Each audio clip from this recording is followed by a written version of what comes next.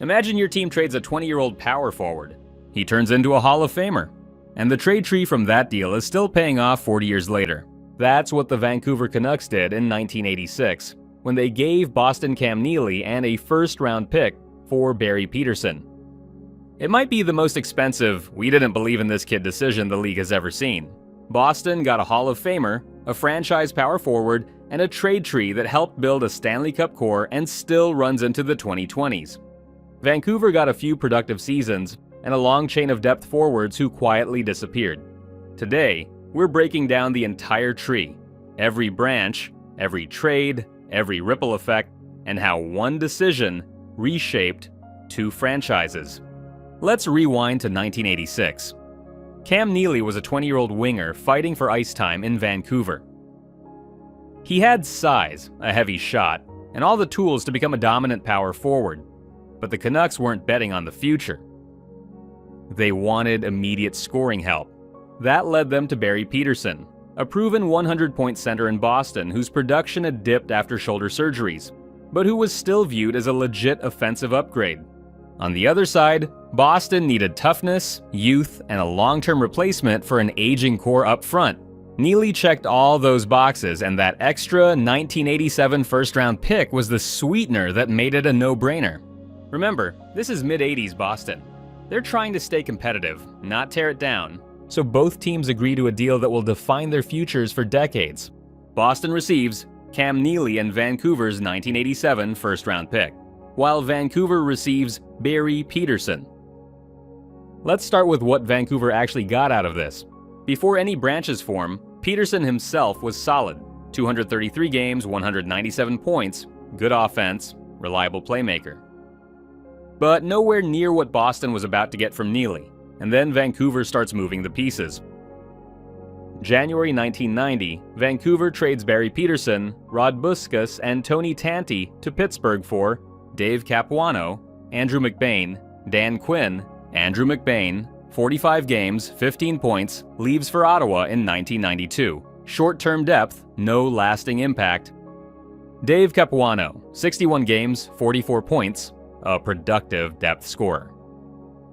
November 1992, Capuano and a 1994 fourth-round pick go to Tampa Bay for Anatoly Semenov.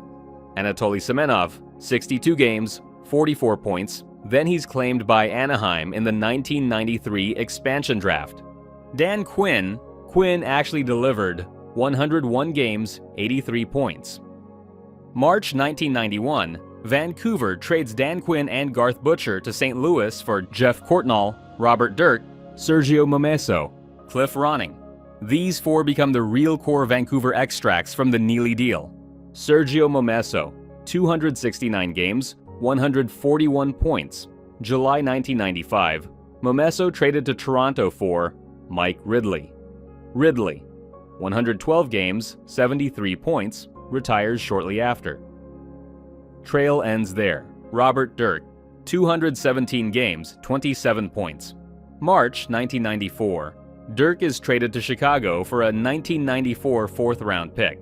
Vancouver selects Mike Dubinsky, 92nd overall. Dubinsky plays 0 NHL games, nothing left. Jeff Courtnall, 292 games, 246 points. In 1994, he puts up 19 points in 24 playoff games as Vancouver makes their Stanley Cup Finals run, losing to the Rangers in Game 7. But he leaves for St. Louis in 1995. Dead end. Cliff Ronning, one of Vancouver's biggest wins from this tree, 366 games, 328 points. Like Courtnall, he's a key piece in that 1994 Finals run with 15 points in 24 playoff games, but he still walks in 1996 to Phoenix, and that's it. So at this point, here's the Neely return on Vancouver's side. Two legitimate playoff performers who helped reach the 1994 Finals, one game away from a cup, mid-tier scorers, a few solid second-liners, depth pieces, and a busted draft pick. No franchise players, no long-term cornerstone. Vancouver turned a Hall of Famer into depth pieces, then came one game short of making it all worth it. Boston turned a Hall of Famer into a 40-year pipeline. Boston didn't just win the Cam Neely trade, they turned it into a multi-generation pipeline. First, they get Cam Neely, who becomes one of the greatest Bruins ever.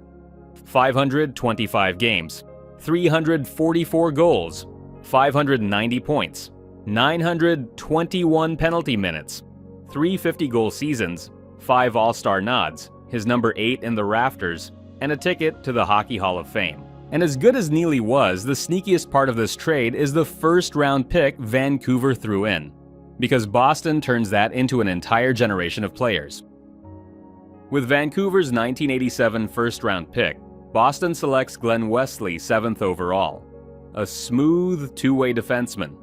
Wesley's Bruins career: 537 games, 77 goals, 307 points, 1989 All-Star. Then Boston flips him for a franchise-altering haul. August 1994, Glenn Wesley is traded to Hartford for a 1995 first, 1996 first, and a 1997 first. Let's break down those branches. With the 1996 first, Boston selected Jonathan Aitken 8th overall. Aitken played 3 games, 0 points. This branch ends almost before it starts. With the 1995 first, Boston selected Kyle McLaren 9th overall. McLaren's Bruins career: 417 games, 124 points. McLaren gets flipped to San Jose in 2003 for Jeff Hackett and Jeff Gilson. Hackett plays 18 games before leaving in free agency. Dead end. But Gilson becomes the bridge piece. He goes back to San Jose in 2004 for Brad Boyes. 144 games, 103 points, who gets traded to St. Louis in 2007 for Dennis Wideman, 256 games, 119 points, who finally lands Boston the jackpot in 2010. Nathan Horton and Gregory Campbell, 2 guys who become core pieces of the 2011 Stanley Cup team. Gregory Campbell plays 358 games, 91 points. Nathan Horton plays 169 games, 107 points. From the Glenn Wesley pick alone, Boston eventually squeezes out Kyle McLaren, Brad Boyes, Dennis Wideman, Nathan Horton, Gregory Campbell, and we're not even done yet. With the 1997 first, Boston selected Sergei Samsonov 8th overall. Samsonov's Bruins career: 514 games, 376 points, 1998 Calder Trophy, Rookie of the Year, and an All-Star in 2001. For a while, Samsonov is Boston's dynamic offensive winger, and he's still only the second best asset from Vancouver's pick. In 2006, Samsonov is traded to Edmonton for Martin Riesener, Jan Stastny, a 2006 second-round pick. Martin Riesener, 19 games, 8 points. Jan Stastny, 38 games, 6 points. In 2007, Stastny is traded to St. Louis for a 2007 fifth-round pick, used to select Dennis Rule, 130 overall. He never makes the NHL, and the branch ends there. And this is where the tree gets almost ridiculous, because that 2006 second-round pick turns into one of the most beloved Bruins of the modern era. With the 2006 second, Boston selects Milan Lucic, 50th overall. Milan Lucic's Bruins career: 570 games, 160 goals, 393 points, 1,592 hits, 774 penalty minutes. 2011 Stanley Cup champion, fan legend, and the definition of a modern Bruins power forward. In 2015, Lucic is traded to Los Angeles for Martin Jones, Colin Miller, 2015 first-round pick. Colin Miller plays 103 games, 29 points. He is claimed by Vegas in the 2017 expansion draft. With the 2015 first, Boston selects Jakub Zboril, 13th overall. Zboril plays 76 games, 16 points. In 2024, Zboril is traded to Columbus with a 2027 third-round pick for Andrew Peeke. Andrew Peeke has played 112 games, 23 points, and an active Bruin in 2025 to 2026, 40 years after the Neely trade. 4 days after the Lucic trade, Martin Jones is traded to San Jose for Sean Kuraly and a 2016 first-round pick. Sean Kuraly played 270 games, 68 points. He returned to Boston and is a current member of the Bruins in 2025. With the 2016 first, Boston selects Trent Frederick, 29th overall. Frederick played 337 games, 109 points. In 2025, Frederick is traded to Edmonton for Maximus Warner, a 2025 second-round pick, Will Moore 51st overall, and a 2026 fourth-round pick. This branch of the Neely tree is still active, with prospects and picks carrying the legacy forward 4 decades after Vancouver made the deal. From the Cam Neely trade, Boston ultimately gained 3,748 games, 2,119 points, 1 Hockey Hall of Famer, 1 retired number 8, 1 Calder Trophy in 2001, 1 Stanley Cup in 2011, 3 Cup-winning players, multiple All-Star selections, 3 50-goal seasons, 3 active players and prospects. Vancouver got 1,758 games, 1,198 points.